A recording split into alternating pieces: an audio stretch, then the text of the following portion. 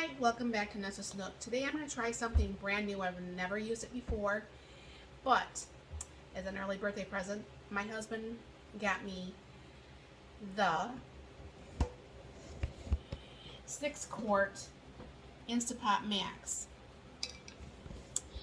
Now, supposedly any electric canner is not safe to can in, but this one is designed to actually can in. And sometimes I do have small batches that I want to can that I don't want to bring out my whole canner, blah, blah, blah, whatever. So what I'm trying to do is get some of the things out of my freezer that I can maybe can up, because if it's true about the possible rolling blackouts, brownouts this summer, that it's best if I don't have to try to figure out on a last minute thing where am I putting all my stuff for my freezer.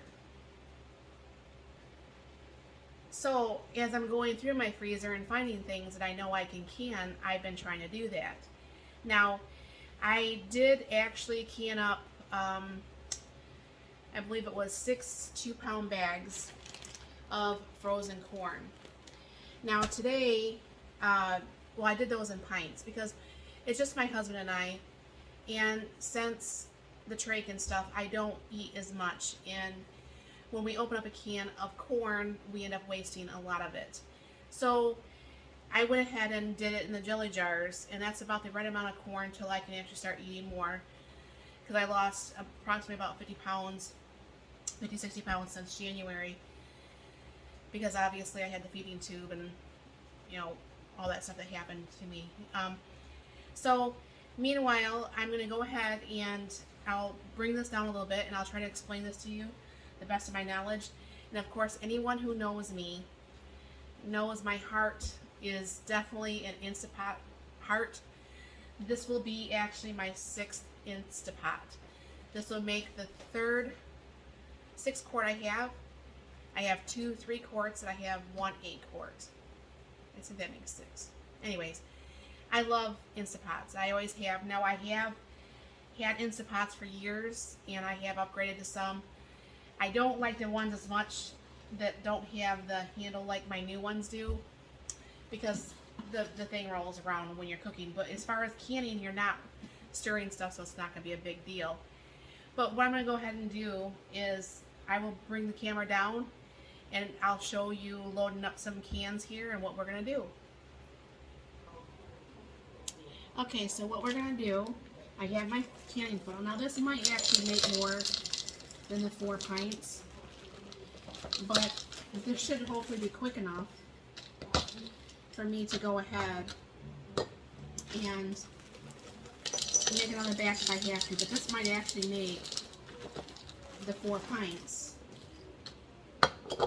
Now obviously you're going to want to leave an inch headspace. That big lump didn't get thawed out.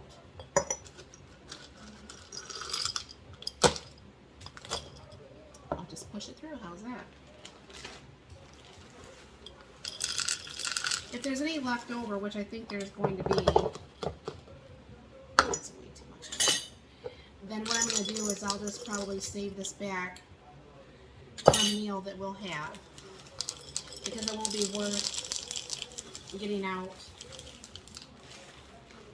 the canner to do that little bit.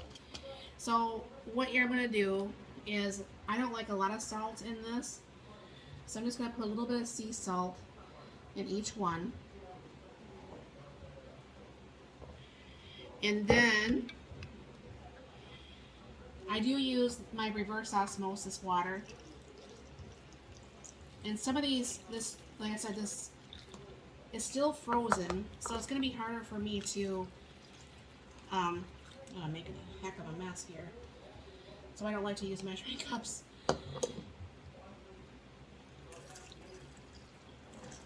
So probably have to dump some of this out. Like I said, I'm making a big, huge mess all over my counter. So because this is still frozen, you kind of make this so it doesn't get all over everywhere, drip onto the floor and everything.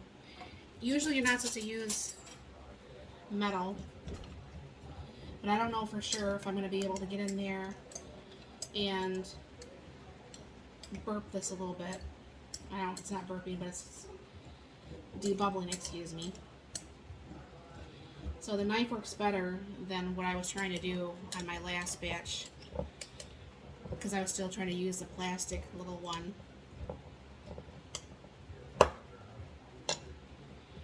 Now obviously that's got a little bit in it. I could probably put a little tablespoon probably in this one that I'm doing right now, once I get done debubbling everything.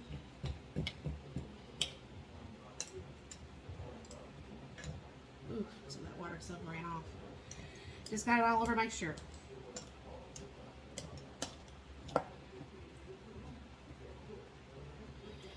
Now I am going to take a teaspoon out of this one and put that in there. And those look pretty good. So then what's going to happen is you're going to go ahead, and I had that clean, but now I need to get a new one. Is you're going to, even though it's not greasy, you're still going to want to wipe off the rims.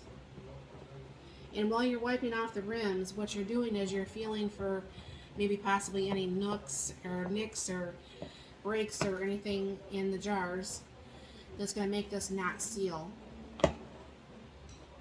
And you do not have to actually put these in the hot water anymore. So what I'm going to go ahead and do is get these in here. Now I do have the 3 cups of water that this requires. You do fingertip tight. And then you just screw these all on here. And then they give you like the little trivet. And I'm going to go ahead and put that in there. And I'll start putting the jars, which it will take 4 quart jars, or 4 pint jars, excuse me, not quarts. And then, as you can see compared to the rest of the Instapots, this lid is completely different. And according to Rose Red, it will psh, psh, kind of like how my ones do actually on the stove. So what you're going to do is, I'll bring this over so you can see. What you're going to do is hit the canning, and you go up here, and I already have this at Celsius, I have this at my stuff like that, so that's all saved. And then I need to put this up to 45 minutes, and I want this to be on high. Now what's going to happen is I'm going to go ahead and hit start, and this will start the process of getting this canned, and I'll bring you back once things are moving along so you can see what's going on with the process. How fun is this? So you can see on here it's on preheat, and I'm not for sure. I'll hold that there for a minute. Poof, poof, poof once in a while. That's like what would happen on your regular canner, so that's pretty cool. Okay, this looks like it's done, and the temp obviously is going down, and it's been on warming for about 21 minutes. Obviously you have to wait for the pin to go down in order to open up the top, and I'll bring you back when that's done. Okay, it looks like it's done. I'll go ahead and open the lid, and like always, open the lid away from you so the steam does not burn you.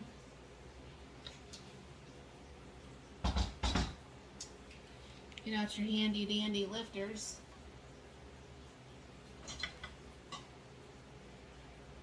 And you can see the corn is still bubbling.